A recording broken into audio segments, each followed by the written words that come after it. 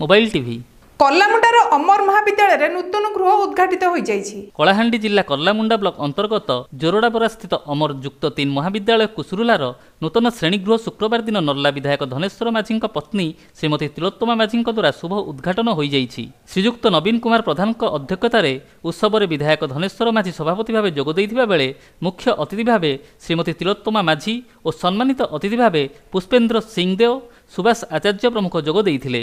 2010-11 शिक्षावर्ष ठारू उक्त अमर युक्त 3 महाविद्यालय स्थापित होइतिबा बेले तिलोत्तमा माझी कॉलेज को आगे नेबा पई 12,50,000 टंका दान करी नूतन कोठा निर्माण कराइथिबारु एही अंचलर बहु छात्र छात्री उक्त कॉलेज रे पाठ पढ़ी उन्नति हेबे बोली एही अंचलर मनरे आशा भरी रहिछि।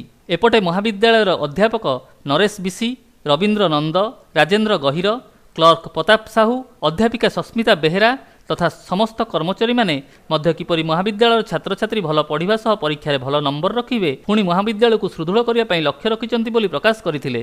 सेहीपरि रुद्ध साहू, गोपाल साहू, जदुमणि नाग उक्त कॉलेज निर्माण पई भूमिदान करथिबारु उपस्थित अतिथि माने धन्यवाद अर्पण करथिले। कलाहांडी जिल्लार करलामुंडा परि गोटे अनुन्नत परिगणित ब्लॉक रे शिक्षा क्षेत्र रे अमर प्लस 3 महाविद्यालय आशीर्वाद सदृश परिगणित होइछि। एथिरे अनेक पिला उपकृत हो पारिबे यह अंचलवासी आशा और विश्वास। दीर्घ 8 वर्षर घात प्रतिघात पर आज विद्यालयटी मुंडटेक छिड़ा उठी पारिछि एवं अंचलवासी सदिच्छा एवं सहयोग आज उद्घाटन उत्सव रे पूर्ण मात्रा देखा मिली।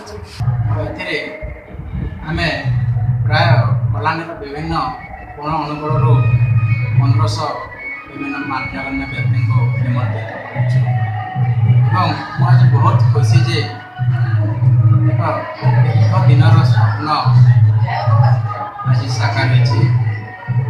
दीर्घ दिन निजस्व बिल्डिंग और निजस्व श्रेणीगृह ऑफिस कार्य करने स्वप्न था आज सफल। कलाहांडी गोपबंधु साहू को report, Odisha mobile TV. Nayagarh जिला